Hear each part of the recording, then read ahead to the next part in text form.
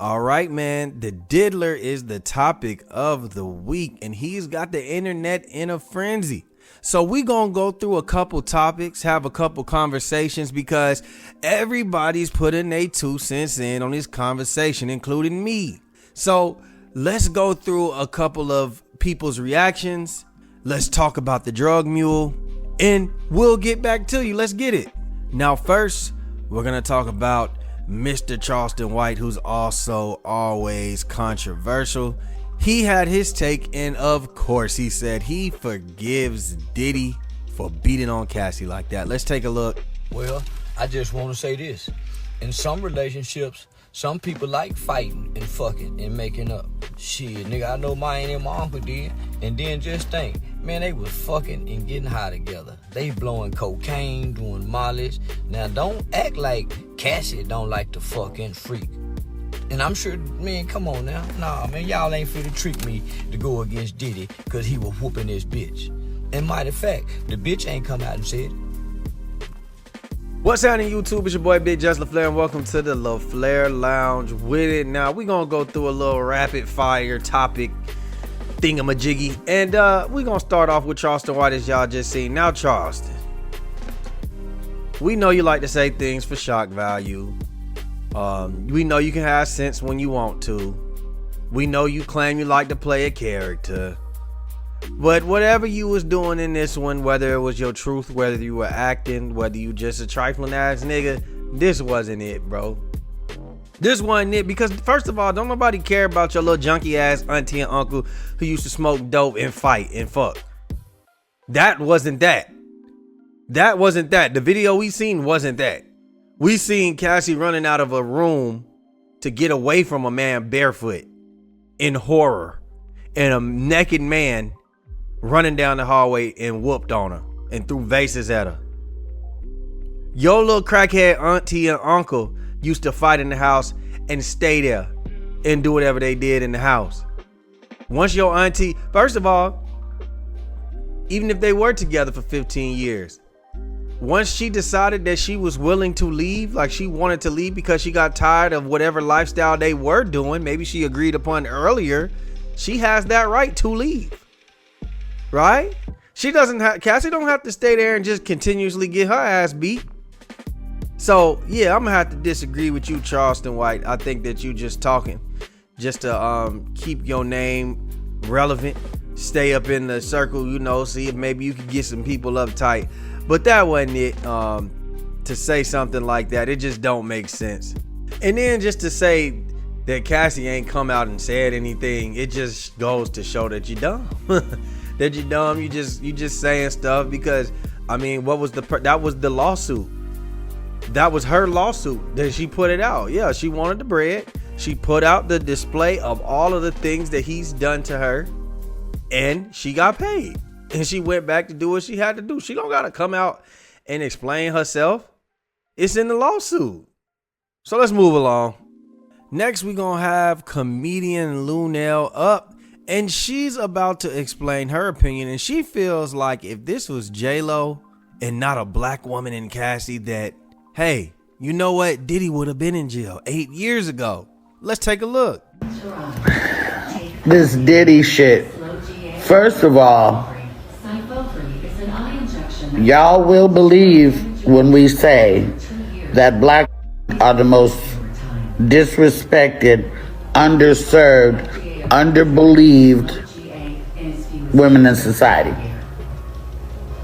You can be, if Diddy had a smacked J-Lo like that and drug her down the hallway, he'd have been in jail 8 years ago.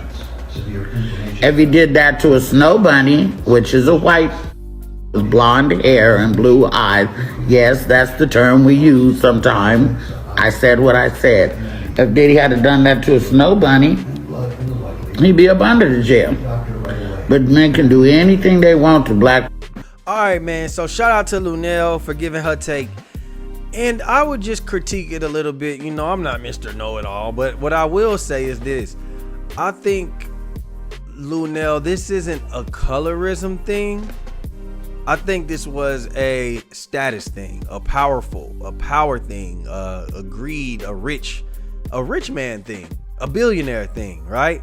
So we all know Diddy has his connections. He's well off when it comes to the money, especially in 2016. So what I will say is that when you look at Cassie, we don't see a black woman. I'm not saying she isn't a black woman. I'm just saying when you first see her, you don't see a black woman.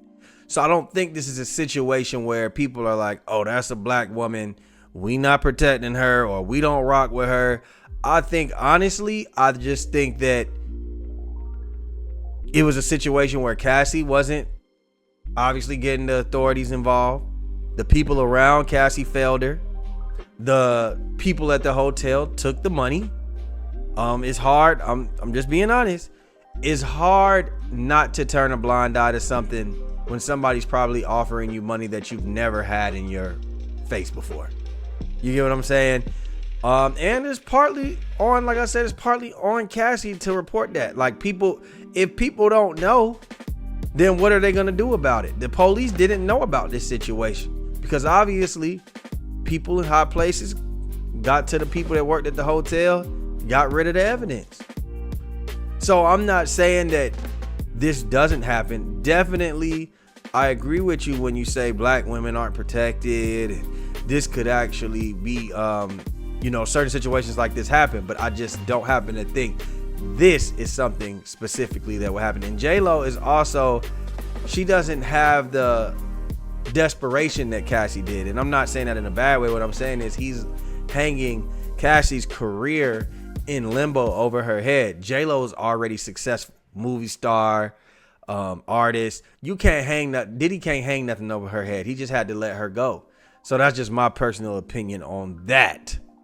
Now, Atlanta-based comedian Desi Banks had to put his jokey joke in. You know, it's never too soon for the jokes. Or is it? Because the internet got on his ass. Let's take a look. You know, it's so difficult to reflect the darkest times of your life, but sometimes you gotta do that. I was fucked up. I was fucked up. I felt the bottom of the bottom. You know, I hit. Nigga, I didn't hit rock bottom. Nigga, I'm still rich. You got to say this. You got to say this. Right. You know, I had to go into rehab. Nigga, I don't do drugs. Nigga, I had to go into rehab. I was committed to be a better man, you know, each and every day, you know. I'm not asking for forgiveness, but, you know, I'm truly sorry. Bro, you know what, man, fuck off. God damn, man, we living in sensitive times, man, because y'all see the people was on Desi ass. They was telling him, read the room. They was telling him, this is very insensitive. It's joking about people's trauma. And I think, man, social media has gotten us to a point where people's sensitivities are just one click away. People think because the way that they feel that that's how things are supposed to go, right?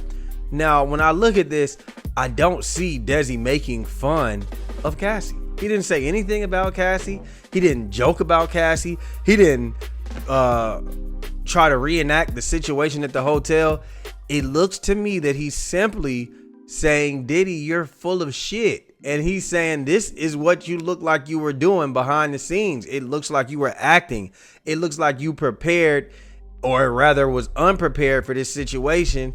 And you're just trying to cover it up now that you got caught. I don't understand what the correlation of trauma is on this one. He didn't make a joke about Cassie, but I guess, you know, this is just where we are today in social media. If I'm Desi, hey, some people gonna like it, some people ain't. It just come with it.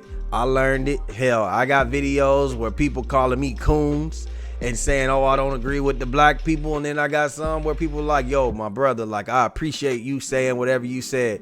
It just comes with the territory when you're trying to make content online. Now, last but not least, we got an update on the drug mule, or Diddy's alleged drug mule, who was arrested at the Miami airport with all types of drugs.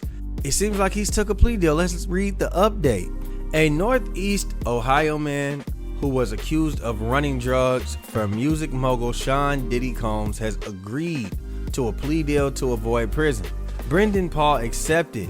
The prosecutors offered to permit his entry into the diversion program, which, after completion, the case against him will be dismissed in its entirety, according to Brian Bieber, the attorney for Brendan Paul. Common diversion conditions include completing education or counsel related to the charge, counseling, performing community service, and paying restitution according to Ohio law. Photos from TMZ showed the moment 25-year-old Brendan Paul was put in handcuffs in March. Paul was arrested at the Miami Opelika Executive Airport on felony charges for possession of suspected cocaine and other drugs. Combs' lavish lifestyle, often displayed in his music videos, is now taking center stage in the investigation.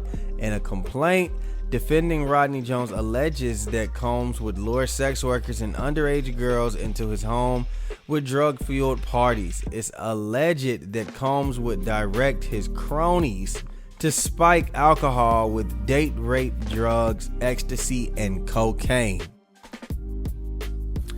Hey man, this is a sticky situation because I see people saying, damn, he got a plea deal that fast. That's crazy.